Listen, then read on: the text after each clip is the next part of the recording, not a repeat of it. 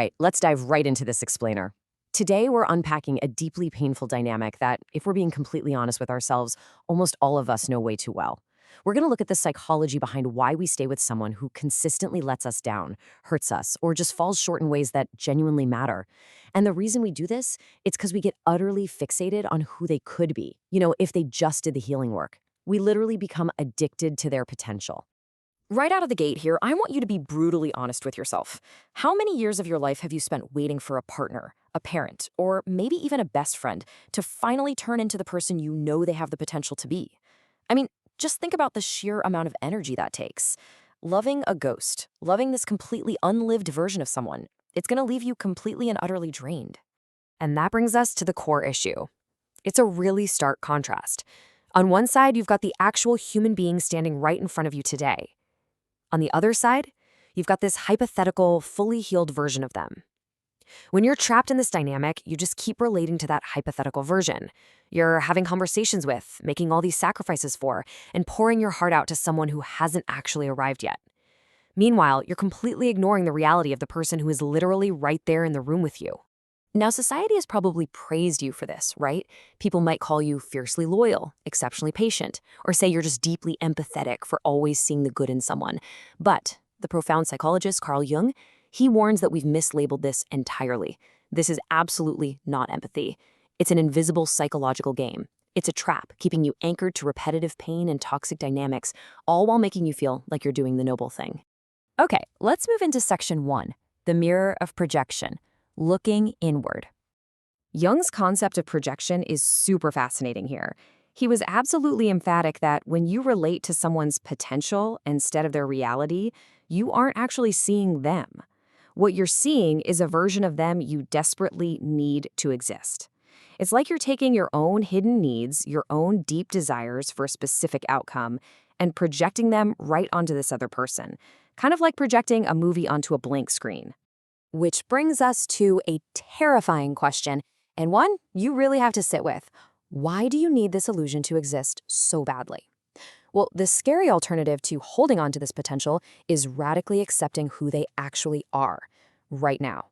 And for a lot of us, that acceptance, it would force us to make really difficult, life-altering decisions that we are entirely unready to make. So the crucial point to realize is that this deep hidden need belongs entirely to you. It doesn't belong to the person you're trying to fix. Maybe you desperately need them to heal so they can be a safe harbor, so you can finally stop feeling so incredibly anxious all the time. Or maybe you're terrified of the sunk costs. Admitting they won't change means facing how much vital, precious energy you've already poured into a total dead end. Or, hey, maybe you're just terrified that if you lose the hope of their potential, you'll be left with absolutely nothing. Just think about the absolute irony of this for a second. We spend billions of dollars on dating apps and therapy trying to find a real, authentic connection, yet millions of us actively choose to date a construction project. We act like solo contractors on a relationship construction site. We're mixing the concrete, laying the bricks, paying all the bills, all while the other person is just standing there watching. It is such an exhausting and lonely way to live. So how do we break out of this? Let's look at section 2, the non-negotiable grief.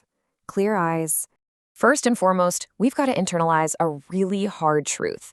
You cannot want someone's healing into existence on their behalf. Now, this doesn't mean people can't change. People absolutely can and do change. But they only do it on their own timeline, for their own reasons, and only when they're truly ready. You don't possess some magical ability to force their breakthrough just because you love them enough. It just doesn't work that way. To actually elevate your consciousness and break this pattern, you have to walk through a very specific sequence. You've got to start by acknowledging the illusion you've built up. Then you have to mourn it. And only then can you arrive at step 3, actually observing someone's demonstrated behavior and taking it seriously, rather than just hoping for a totally different outcome tomorrow. Now, I want to pause on this second step for a second, because Jung said this specific grief is completely non-negotiable. You literally cannot skip it. Releasing the fantasy of who someone could become requires profound sadness. Why? Because you aren't just letting go of a little bit of hope. You're actively mourning the death of a person you've loved, sometimes for years, who was never actually there to begin with. You are grieving a ghost. And that is a very real, very heavy form of heartbreak. Once you make it through that, we arrive at section 3, seeing with clear eyes, finding true freedom. You'll know you've finally broken free from this exhausting pattern when your actions actually shift. You watch them show you exactly who they are, and without making a single excuse, you simply believe them. You catch yourself when you try to overlay that old story of their potential onto a disappointing interaction, and you just stop. And finally, you find real freedom by making your choices based solely on the reality of what is present, right in front of you. As we wrap up this explainer, I want to present you with the ultimate test of your psychological maturity. I challenge you to bravely acknowledge this dynamic in your own life right now, today. Who are you holding on to out of fear? Naming the fantasy, literally admitting out loud that you're loving a ghost, is the absolute first necessary step to waking up from it. When you finally stop outsourcing your reality to some hypothetical future, and you stop falling in love with the potential that just hasn't materialized, everything simplifies. This becomes the only question that actually matters. Not who they could be in 5 years, not who they were for that one great month back in the day, but this person, exactly as they are right now, behaving the way they behave right now. Do they belong in your life? Step into your fierce, untouchable power. Stop waiting for the unlived version of someone to finally show up. Trust the reality standing right in front of you and believe what you see. Because I want to leave you with this final thought to chew on.